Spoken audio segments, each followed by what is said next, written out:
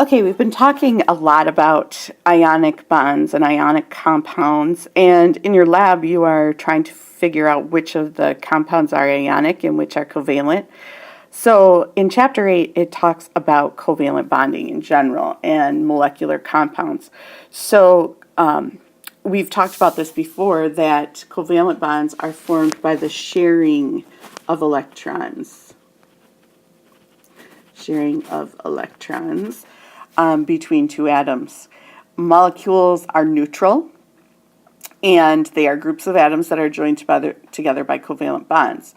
There are things called diatomic molecules, and those are molecules that have two of the same element. So, for example, Br2, I2, and I have them outlined in yellow on my periodic table in the classroom. Now, molecular compounds are compounds composed of molecules, okay? Compared to ionic compounds, molecular compounds have much lower boiling and melting points.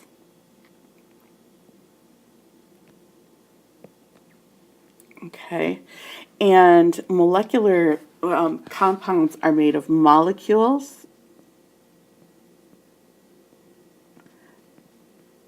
and atoms, not ions. Okay, so when you're looking at molecular formulas, they are able to show us how many atoms of each element that a molecule contains. It shows how many atoms of each element. Okay, so for example, if we have H2O, that is obvious then that there are two hydrogen atoms and one oxygen, because we look at the subscript. Molecular formulas, however, do not tell you about a molecule's shape or structure. It will not tell you what atoms are bonded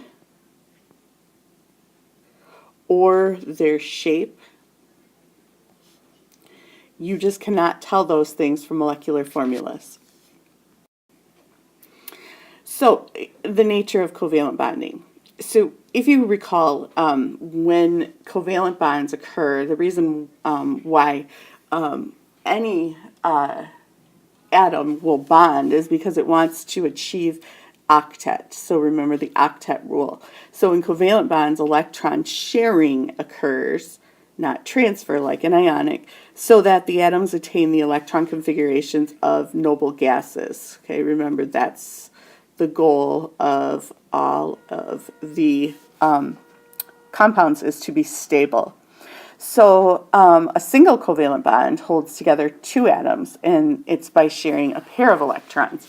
So if you look at hydrogen, it's in family number 1, so it has one valence electron. And if we take two hydrogens, because it's a molecule of hydrogen, it's not an atom of hydrogen, it's a molecule, so it has to be H2. What will happen is you will have a sharing of that pair of electrons, that each of those hydrogens has one, and then you now have a octet.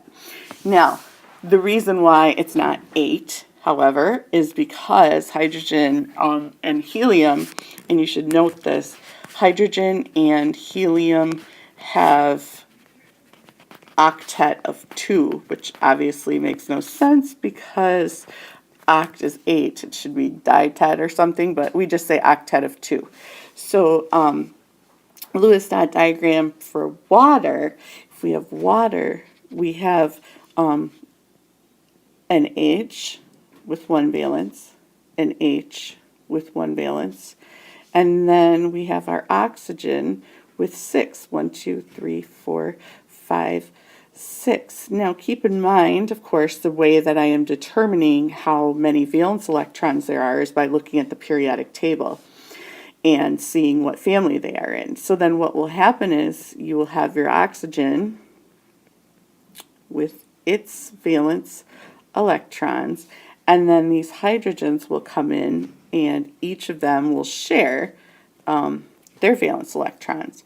And so what you end up having is you have your hydrogens with 2, so they have achieved octet, and then you have your oxygen that has 1, 2, 3, 4, 5, 6, 7, 8. So it too has octet.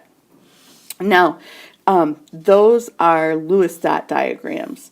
We also have something called a structural formula, and this represents covalent bonds by dashes, and it shows how they are arranged. So if we were to switch this to dashes, it would look like this, with a line indicating a covalent bond. Now, we also have these unshared pairs of electrons, and we include those on there, the ones that were up here, because we have to account for all the electrons. So an unshared pair is a lone pair of electrons, or a set of valence electrons. I'm just going to put pair, or a set of 2. And if you look at NH3, for example, again, we have our H's, each with 1 valence electron. 1, 2, 3. And we have a nitrogen with 5 valence electrons. And what will happen then is those hydrogens will share one, each of them will share their single electron with nitrogen. And so you have this sort of shape going on, and we write that as a structural formula like this. N, H, H, H, and then we have our unshared pair. Okay, and we do include that.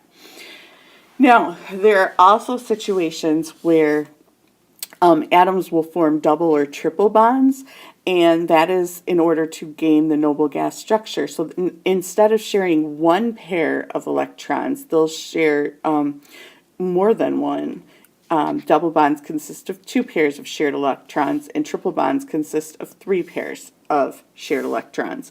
So if you are looking at, for example, these two, you have oxygen, and each oxygen will have 6. 1, 2, 3, 4, 5, 6.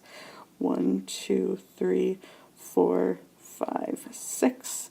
And if you look at this, there's 2 places where each of these oxygens needs to have another electron. And so it's not going to work out that, they just bond right here, because then these other ones are still empty. So what will happen is you'll have some electrons that will migrate in here, and you will end up with a double bond, and it will look like this. You have your oxygen, and each of the lines, and actually I'll write it like this too, each line represents 2 electrons. So you're going to have them sharing 4, and then of course you also had the unshared pairs, which were on the outside, and I'll put those in, and the structural formula looks like this. Most of the time we will write it this way, so you'll see it mainly like that. And then if you look at it, you've got 2, 4, 6, 8 around that oxygen, and you have 2, 4, 6, 8 around that oxygen.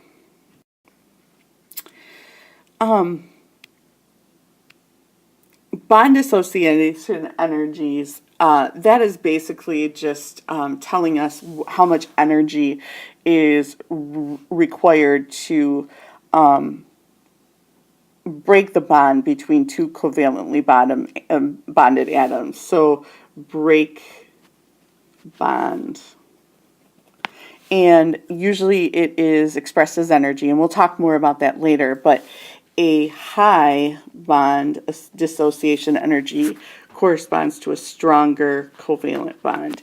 And if you can imagine, if you have 1, okay, versus 2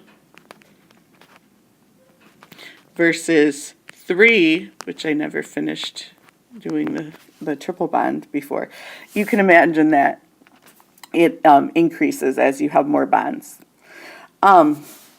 There are some exceptions to the valence electron, the octet rule. And we've already talked about hydrogen and helium only having 2 valence electrons total for octet. There are also molecules in which an atom has fewer or more than a complete set. So for example, NO2, sometimes nitrogen will have 7. And you can count that here. You can see that there's 1, 2, 3, 4, 5, 6, 7 around those nitrogens. Boron, and this did not print well for some reason, but boron may have only 6. We often say boron is boring, and it would look something like this. You'd have a bond, and a bond coming off of the boron. Phosphorus, as you can see in the lower left picture, 1, 2, 3, 4, 5, 6, 7, 8, 9, 10 for phosphorus. And then sulfur, there are 6 bonds. Each bond is 2 electrons, so that's 12, valence of 12. That's a lot. Okay, so let's draw Lewis structures, and this is for molecules that contain no charged atoms. And so the first thing we're going to do is count how many total valence electrons there are for the molecule. And so valence electrons, I kind of always just do a little VE for valence electrons, and our molecule has carbon and oxygen, and there's 1 carbon and there's 2 oxygens. And so we look on the periodic table and we use our old method here for looking at what family that element is in. And carbon is in family 4, so it has 4 valence electrons. Oxygen is in 6, so it has a total of 12 in this molecule. And so 16. All right, so that's the number of valence electrons. The second step is figure out how many octet electrons the molecule would have using the octet rule. So they want 8 valence electrons except for hydrogen and helium, which helium doesn't really react, but hydrogen wants 2. And the reason why is, again, they want to be most like the nearest noble gas. So if we look at octet electrons, and again, we have carbon, and we have 1, and we have oxygen, and we have 2. And we know that carbon and oxygen are both typical in that they do want the total of 8. Now, things like boron, okay, maybe only want 6. So 8 plus 16 is 24, and that is octet electrons. Okay, so then you're going to subtract the valence electrons from the octet electrons, and that will be bonding electrons. Okay, so we had 24 minus, oh gosh, was it 16? 12, 13, 14, 15. Yes.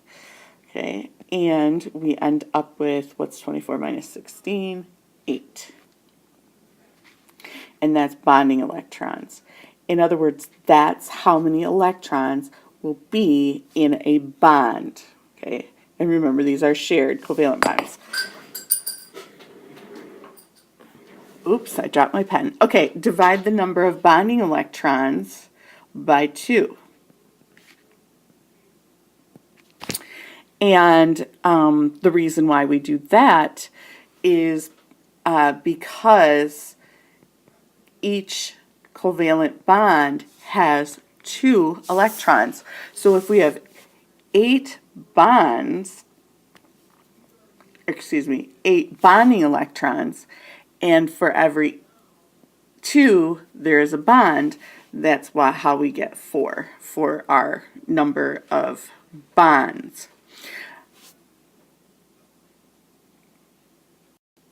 The last thing we do is draw an arrangement for the atom, and you usually you include the number of bonds that you found in number 4 above, and if you remember these kinds of things here, that will help you. Usually whatever is first is usually in the middle, and we'll talk about examples of that. And for our example here, carbon is in the middle, and then you've got 2 oxygens, dioxide, and so that makes sense, CO2. Now, how many bonds were we supposed to have? We were supposed to have how many? Total of 4. Now, it's kind of obvious here in this particular question, if there are only 2 bonds here, then we must have had somewhere along the way missed 2, and it's obvious that they're going to be double bonds in between the carbons and oxygens, because now there are going to be 4. So then what we're going to do is we are going to find the number of lone pair or non-bonding electrons by subtracting the bonding electrons from the valence electrons. And so there were how many valence electrons? 16, and there were 8 bonding electrons. So 8 non-bonding electrons. Okay, so lone pair or non-bonding electrons. So arrange these non-bonding electrons around the atom until they satisfy the octet rule. So remember, all elements want 8. So let's redraw this that we have right here. And we have 8. So right now, this oxygen on the right has 2, 4, and so then we're going to put 6, 8. Okay, now it has octet. And then the oxygen on the left has 2, 4, and then 6, 8. And that has octet. And we were looking for 8 non-bonding electrons, and that is what we have. And this is the structure for carbon dioxide, the Lewis structure. It's a process that you follow each time, and if you follow the steps, you should be able to draw them.